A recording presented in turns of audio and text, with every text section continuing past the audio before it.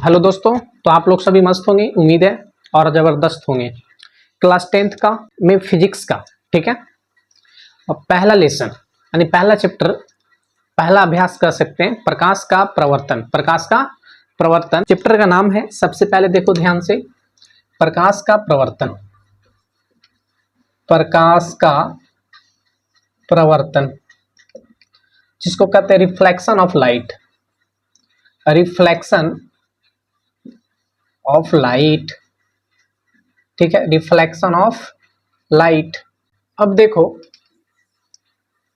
प्रकाश का प्रवर्तन सबसे इंपॉर्टेंट टॉपिक है। प्रकाश का प्रवर्तन, प्रकाश का प्रवर्तन होता क्या, अभी बताएं।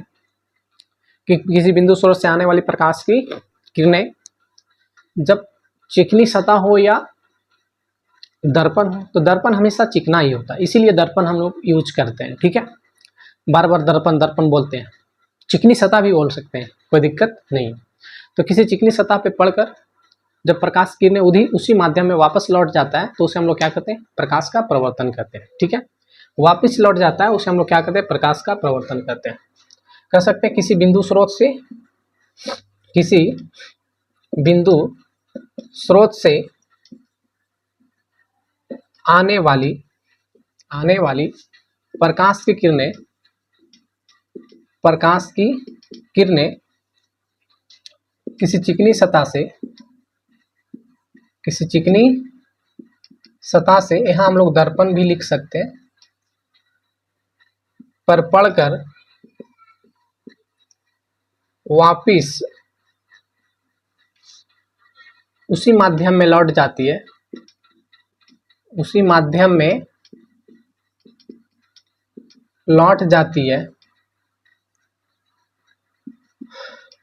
उसे प्रकाश का प्रवर्तन कहते हैं। उसे प्रकाश का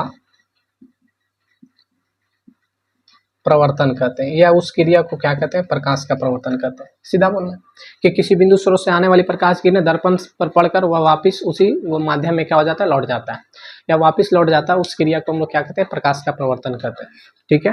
कोई दिक्कत, आपने समझ गया होगा। तो देखो कि प्रकाश के बारे में जाना, सबसे पहले इसमें थोड़ा सा समझते हैं, इसका आकृति हम लोग बनाते हैं। कि मान लेते हैं कि प्रकाश की क्रिया जो होता है किस तरह से होता है। तो अगर मान लेते हैं कि इसका देखो, ये जो है एक दर्पण बनाया, एक चिकनी सतह बना दो, मान लेते हैं दर्पण ही बनाया। और दर्पण क्या होता है, इसका थोड़ा सा आगे हम इसका चर्चा करेंगे बहुत जल्द ही। इसका अगला टॉपिक दर्पण ही पढ़ाएंगे, तो आप समझो, कोई दिक्कत नहीं है। तो मान लेते हैं कि ये दर्पण है, यह क्या है, समतल दर्पण है, प्लेन मिरर, समतल दर्पण। मान लेते हैं यहां से प्रकाश गिरने आएगी, ठीक है। तो जानता है कि वह उसी माध्यम में क्या होता है, वापस लौट जाता है। मान लेते हैं ये आने वाली किरण है, अभी वापस लौट के जाने वाली किरण है। और जब प्रकाश का प्रवर्तन होगा तो बीच में एक अभिलंब होता है। अभिलंब नाम से पता चल रहा है, अभिलंब तो यहाँ लंब नियन होना चाहिए, पूरा वर्टिकल होना चाहिए, ठीक है। अब थोड़ा सा समझो, बहुत इंपॉर्टेंट टॉपिक है। कि जैसे ये जो है तुम्हारा आने वाली किरण है तो कहलाएगा आपतित किरण, और ये जो है तुम्हारा वापस लौट के जाने वाली किरण है तो ये कहलाएगी परावर्तित किरण। परावर्तित किरण। और बीच में कौन होता है, अभिलंब होता है। ध्यान से देखो, तो कहने का मतलब आपतित किरण, अभिलंब और एक परावर्तित किरण, ठीक है। अब समझो कि आपतित किरण क्या है, परावर्तित किरण क्या है और अभिलंब क्या होता है। तो सबसे पहले जानेंगे कि आने वाली किरण को आपतित किरण कहेंगे, वापस लौट के जाने वाली किरण को परावर्तित किरण करेंगे, ठीक है। यानी वापस लौट के जाने वाली किरण को परावर्तित किरण कहेंगे। और आपतित किरण और परावर्तित किरण के बीच एक लंब खिंचा हुआ रहता है, उसे हम लोग क्या कहते हैं, अभिलंब कहते हैं, ठीक है। अब सबसे पहले जाना कि आपतित किरण क्या है, परावर्तित किरण क्या है और अभिलंब क्या है। अब जाना कि आपतित किरण और अभिलंब के बीच को कोण को आपतन कोण कहते हैं, इसे आई से डिनोट करते हैं। इसको क्या कहते हैं, आपतन कोण कहते हैं, इसको आई से डिनोट करते हैं। और प्रवर्तित किरण अभिलंब के बीच के कोण को कहते हैं आर, स्मॉल आर। आई और ये क्या होता है, स्मॉल आर की तरह लिखेंगे। सबसे पहले जानो कि प्रवर्तित किरण और अभिलंब के बीच के कोण को क्या कहते हैं, प्रवर्तन कोण कहते हैं, परावर्तन कोण कहते हैं। तो ये सब ऑब्जेक्टिव क्वेश्चन बार बार पूछते रहता है कि आपतित किरण अभिलंब के बीच को कोण को क्या कहते हैं, आपतन कोण। आपतन कोण को किससे सूचित किया जाता है, स्मॉल आई। अभिलंब क्या होता है, तो आपतित किरण अभिलंब के बीच को कोण को अभिलंब कहते हैं। अब जाना है कि प्रवर्तित किरण क्या होता है, वापस लौट के जाने वाली किरण को प्रवर्तित किरण कहते हैं। प्रवर्तन कोण क्या होता है, तो अभिलंब और प्रवर्तित किरण या प्रवर्तित किरण अभिलंब के बीच के कोण को प्रवर्तन कोण कहते हैं। इसे स्मॉल आर से डिनोट करते हैं। अब सबसे पहले जान, ये बात तो तुमको समझ में आ गया होगा। कभी कभी सुना होगा कि आई बराबर क्या होता है, आर। हाँ, इस नियम में हम पढ़ेंगे कि आई बराबर आर होता है, यानी आपतन कोण बराबर होता है प्रवर्तन कोण। तो वो हो जाएगा प्रकाश के प्रवर्तन के नियम में, यानी आई इक्वल टू आर। ठीक है, इसके बारे में बताते हैं। पहले समझो कि ये सारी बातें समझ में आया, कोई दिक्कत नहीं होगा। अब देखो क्या है कि प्रकाश के प्रवर्तन के नियम, प्रकाश के प्रवर्तन के नियम थोड़ा समझो कि प्रकाश के प्रवर्तन के नियम होता क्या है। प्रकाश के प्रवर्तन के नियम, अच्छा ये बताओ, प्रकाश के प्रवर्तन के नियम की बात कर रहे हैं तो प्रकाश के प्रवर्तन के नियम दो प्रकार के होते हैं। कितना होता है, दो प्रकार के। प्रकाश के प्रवर्तन के, है ना, प्रकाश के प्रवर्तन के कितने नियम हैं, दो नियम। ठीक है, फर्स्ट जाना, बस कुछ है नहीं। फर्स्ट क्या है, जैसे अभी ये बता रहे थे, एक अभिलंब था और एक प्रवर्तित किरण था। तो कहने का मतलब है कि फर्स्ट में जो होगा यही लिखना है कि आपतित किरण और प्रवर्तित किरण और अभिलंब तीनों एक ही समतल पे होते हैं या तीनों एक ही तल पे होते हैं। वो प्रकाश का प्रवर्तन का फर्स्ट नियम कहलाया, फर्स्ट लॉ कहलाया। ध्यान से देखो, तो लिखेंगे आपतित किरण, आपतित किरण, प्रवर्तित किरण और अभिलंब, और अभिलंब तीनों एक ही तल पर होते हैं। ये प्रकाश का प्रवर्तन का पहला नियम कहलाया। यानी ये और ये तीनों एक ही तल पे होते हैं, बस यही तो लिखना है। आने वाली जाने वाली बीचा में खड़ल, सब क्या एक ही पर पड़ल, तो उसे हम लोग क्या कहते हैं, प्रकाश के प्रवर्तन के पहला नियम कहते हैं। दूसरा नियम है कि आपतित किरण, आपतित किरण समान होती है प्रवर्तित किरण, या आपतित किरण प्रवर्तित किरण, परावर्तित किरण आपस में बराबर होती है, आपस में बराबर होती है, बराबर होती है। आई बराबर आर, है ना। तो कहने का मतलब है कि प्रकाश के प्रवर्तन के नियम जाना कि आपतित किरण, प्रवर्तित किरण और अभिलंब तीनों एक ही तल पे होते हैं। आपतित किरण, प्रवर्तित किरण आपस में क्या होता है, बराबर होता है। ये प्रकाश के प्रवर्तन का दूसरा नियम। प्रतिबिंब, है ना, प्रतिबिंब, प्रतिबिंब होता क्या है, जानता है ना, प्रतिबिंब क्या होता है, पढ़ा है, सुना होगा या कहीं से भी जानता होगा, जानता है। ठीक है, सबसे पहले देखो प्रतिबिंब होता क्या है। फोटो, इमेज, जैसे शीशा में अगर देखते हैं वही प्रतिबिंब है। ठीक है, जैसे शीशा में जब भी देखते हैं फेस, वही प्रतिबिंब होगा। ठीक है, प्रतिबिंब। ठीक है, बात समझना। सबसे पहले जाना कि प्रतिबिंब किसके बारे में, प्रतिबिंब। अच्छा, प्रतिबिंब, हाँ आता गया। ठीक है, तुरंत लिख लेना। तो लिखो प्रतिबिंब क्या होता है, तो लिखना है कि किसी बिंदु स्रोत से आने वाली प्रकाश किरणें जब दर्पण से प्रवर्तन के बाद जिस बिंदु पर मिलती है या मिलती हुई प्रतीत होती है उसे क्या कहते हैं, प्रतिबिंब कहते हैं। जैसे एक होती है मिलती है, एक मिलती हुई प्रतीत होती है। बात समझ में आया, यानी एक मिलती है, एक मिलती हुई प्रतीत होती है। नहीं कहता है कि उस वस्तु, उस लड़का को मैंने देखा है, एकदम देखा, देखे थे तो मिला और कहे लगा था कि वो ओकरे जैसा था, यानी लगा था कि उसके जैसा था। अच्छा, उसके जैसे जब था थी की बात आ जाए, समझ जाना कि मिलती हुई प्रतीत हुआ, ऐसा महसूस हुआ, इमेजिन हुआ, है ना। काल्पनिक हुआ, कल्पना किए हम लोग, ठीक है ना। तो कहने का मतलब है कि जिस बिंदु पे मिलती है, यानी जिस कटान बिंदु पे मिलेगा या किसी कटान बिंदु पे मालूम होगा, मालूम पड़ेगा, मिलना और मालूम पड़ना यानी प्रतीत होना, दोनों में क्या है, थोड़ा सा डिफरेंट है, ठीक है। तो सबसे पहले जाना कि किसी बिंदु पर मिलती है या मिलती हुई प्रतीत होती है। तो मिलती है तो अलग प्रतिबिंब कहलाएगा, प्रतीत होती है तो अलग प्रतिबिंब कहलाएगा। यहीं से दो प्रकार में बांटा गया, प्रतिबिंब को यहीं से दो भागों में क्या किया गया, बांटा गया। एनी प्रॉब्लम, चलते हैं। तो सबसे पहले देखो प्रतिबिंब होता क्या है।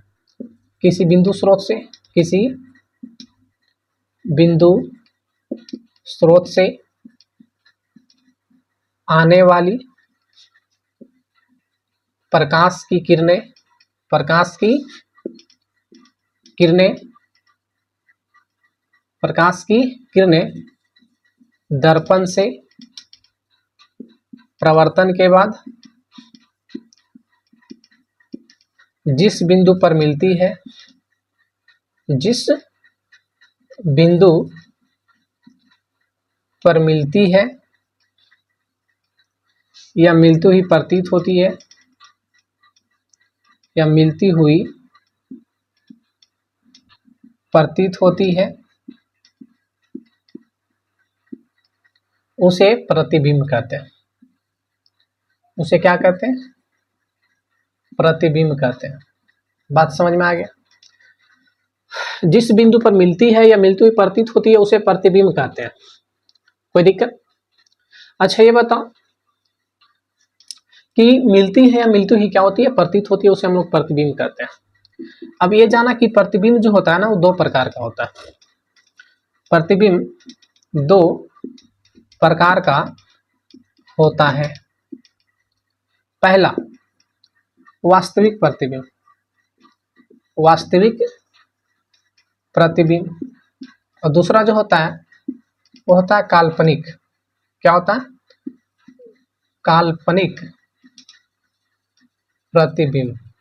इसको आभासी प्रतिबिंब भी कहते हैं, आभासी प्रतिबिंब, आभासी प्रतिबिंब। वास्तविक प्रतिबिंब और एक होता है काल्पनिक जिसको आभासी प्रतिबिंब कहते हैं। ये होता क्या, तो ये जो होता है वास्तविक प्रतिबिंब और काल्पनिक प्रतिबिंब, ये भी बहुत इंपॉर्टेंट टॉपिक होता है कि वास्तविक प्रतिबिंब क्या है और काल्पनिक प्रतिबिंब क्या है। यह पूछता है वास्तविक और काल्पनिक प्रतिबिंब में अंतर लिखे। तो बस इस बात को ध्यान से सुनना, कंप्लीट हो जाएगा, ठीक है। वास्तविक प्रतिबिंब किसे कहते हैं, तो बोला है किसी बिंदु स्रोत से आने वाली प्रकाश की किरणें, जब आने वाली प्रकाश की किरणें जब दर्पण से प्रवर्तन के बाद जिस बिंदु पर मिलती है उसे प्रकाश का, जिस बिंदु पे क्या होती है, मिलती है, उसे वास्तविक प्रतिबिंब कहते हैं। यानी जिस बिंदु पे मिलेगा उसे वास्तविक प्रतिबिंब कहेंगे। वास्तविक प्रतिबिंब होता क्या है, यानी वास्तविक प्रतिबिंब किसे कहते हैं, तो किसी बिंदु स्रोत से आने वाली प्रकाश की किरणें जब दर्पण से प्रवर्तन के बाद जिस बिंदु पर मिलती है, प्रतीत नहीं होती है, यानी जिस बिंदु पे मिलती है उसे वास्तविक प्रतिबिंब कहते हैं। वास्तविक प्रतिबिंब को पर्दे पे प्राप्त किया जा सकता है। वास्तविक प्रतिबिंब हमेशा उल्टा होता है, ठीक है, बात समझ में आ। अब कहेगा इसका थोड़ा सा जो है आलेख बना देते हैं, जस्ट इसका आगे हम बताएंगे, ठीक है। वस्तु को अनंत पे रखेंगे, औता केंद्र, त्रिज्या, बात समझ में आ रहा है, यानी सारे कंडीशन, मुख्य फोकस, फोकस सब पे रखेंगे। उसी समय तुमको समझ में आएगा इमेज किस तरीके से बनता है, ठीक है, उल्टा सीधा, छोटा बड़ा, ठीक है ना, सब कुछ बताएंगे। आप खाली ध्यान से समझो, कोई दिक्कत कहीं भी कोई प्रॉब्लम नहीं होगा, सारी बातें जो है कंप्लीट होगा, ध्यान से समझोगे तभी ना, ठीक है। तो वास्तविक प्रतिबिंब क्या है, तो किसी बिंदु स्रोत से आने वाली प्रकाश की किरणें दर्पण से प्रवर्तन के बाद जिस बिंदु पे मिलती है, यानी फिक्स जिस बिंदु पे मिलेगा उसे वास्तविक प्रतिबिंब कहते हैं। वास्तविक प्रतिबिंब पर्दे पर प्राप्त किया जा सकता है। वास्तविक प्रतिबिंब हमेशा उल्टा होता है, यानी वास्तविक प्रतिबिंब उल्टा, ठीक है ना। ये फिक्स जो है कटान बिंदु पे मिलता है, ठीक है ना। और एक होता है काल्पनिक प्रतिबिंब जिसको आभासी प्रतिबिंब कहते हैं। नहीं, आभास, आभास करते हैं, है ना। आभासी प्रतिबिंब क्या है, प्रतीत होता है ना, कहता अरे ओजा से देखे थे वो लड़का गुजरा था, लेकिन फिक्स नहीं है, वो काल्पनिक मिलती हुई प्रतीत हुआ है, वैसा इमेज बना है माइंड में, ठीक है, ये तुम्हारा इमेजिन कर रहा है। तो वैसे स्थिति में जो उसका इमेज बनता है वो कहलाता है इमेजिन इमेज, ठीक है, यानी कहने का मतलब काल्पनिक प्रतिबिंब। काल्पनिक प्रतिबिंब क्या होता है, तो वैसा प्रतिबिंब जो किसी बिंदु स्रोत से आने वाली प्रकाश की किरणें जिस बिंदु पर क्या होती है, मिलती हुई प्रतीत होती है ना, यानी किसी बिंदु स्रोत से आने वाली प्रकाश की किरणें दर्पण से प्रवर्तन के बाद जिस बिंदु पर मिलती हुई प्रतीत होती है, ठीक है, उसे आभासी प्रतिबिंब कहते हैं। जैसे देखो, अगर मिलती है, देखो मिलती है, ठीक है, तो उसे हम लोग वास्तविक प्रतिबिंब कहेंगे। और यहाँ से ये क्या करेंगे, मिलती हुई हटा देना है, क्या करना है, मिलती हुई प्रतीत होती है तो वह क्या हो जाएगा, काल्पनिक। दोनों इसी में क्या छिपा हुआ है, आंसर छिपा हुआ है, ठीक है। तो ये जाना कि प्रतिबिंब के बारे में बहुत अच्छे तरीके से समझा आपने, उम्मीद है। इसका नेक्स्ट टॉपिक, अब देखो दर्पण के बारे में। दर्पण जिसको मिरर कहते हैं, मिरर है ना, दर्पण, अरे शीशा जिसको बोलते हैं, मिरर। मिरर यानी दर्पण होता क्या है, तो मिरर यानी दर्पण उस खोखले गोले के भाग होता है जिसपे किसी वस्तु का क्या बनता है, प्रतिबिंब बनता है, उसे हम लोग क्या कहते हैं, दर्पण कहते हैं। यानी वह किसी खोखले गोले का भाग होता है जिसपे किसी वस्तु का क्या बनाता है, प्रतिबिंब बनाता है, उसे हम लोग क्या कहते हैं, दर्पण कहते हैं। जैसे आईना जो होता है ना, वो एक दर्पण है, नहीं कहते दर्पण दो थोड़ा सा फेस देखेंगे तो शीशा उठा के देता है, आईना उठा के देता है, वही दर्पण है, ठीक है। तो अब शीशा आईना की जगह क्या बोलेंगे, दर्पण बोलेंगे, मिरर बोलेंगे, ठीक है, मिरर दो थोड़ा सा देखते हैं फेस, तो समझ जाना कि दर्पण यानी आईना की बात कर रहा है। तो मिरर क्या होता है, तो वह खोखले गोले का भाग होता है जहां किसी वस्तु का क्या बनता है, प्रतिबिंब बनता है, उसे क्या कहते हैं, दर्पण कहते हैं। कंप्लीट। अब जैसे समझो कि दर्पण जो होगा ये 3 प्रकार का होता है। दर्पण कितने प्रकार का होता है, 3 प्रकार का होता है। सबसे पहले देखो दर्पण कितने प्रकार का होता है, 3 प्रकार का होता है। लिख सकते हो कि दर्पण क्या है, तो दर्पण वह खोखले गोले का भाग होता है जहां किसी वस्तु का प्रतिबिंब बनता है, उसे क्या कहते हैं, दर्पण कहते हैं। दर्पण 3 प्रकार का होता है। फर्स्ट, पहला जो होगा कि पहला जो होता है वो कहलाता है गोलीय दर्पण। क्या कहलाता है, गोलीय दर्पण। तुम लोग को कहेगा दर्पण कई प्रकार के, तो 2 प्रकार के, उत्तल अवतल। अरे बंदरा, उत्तल अवतल की यार, बच्चा है ना, बच्चा नहीं। दर्पण 3 प्रकार का होता है, उत्तल अवतल की बात यहाँ करना ही नहीं है। दर्पण 3 प्रकार का। फर्स्ट जो होता है वो होता है गोलीय दर्पण, दूसरा होता है परावलयिक दर्पण, परावलयिक दर्पण, और तीसरा जो होता है वो होता है समतल दर्पण, समतल दर्पण। तुम लोग का दर्पण 3 प्रकार बोलेगा तो अवतल उत्तल समतल कर देगा, नहीं, बिल्कुल रॉन्ग है, ठीक है। अब ध्यान से देखो, तो दर्पण जो होता है, मिरर जो होता है 3 प्रकार का होता है। फर्स्ट गोलीय दर्पण, परवलयिक दर्पण, और एक होता है समतल दर्पण। अब समझो कि गोलीय दर्पण क्या होता है।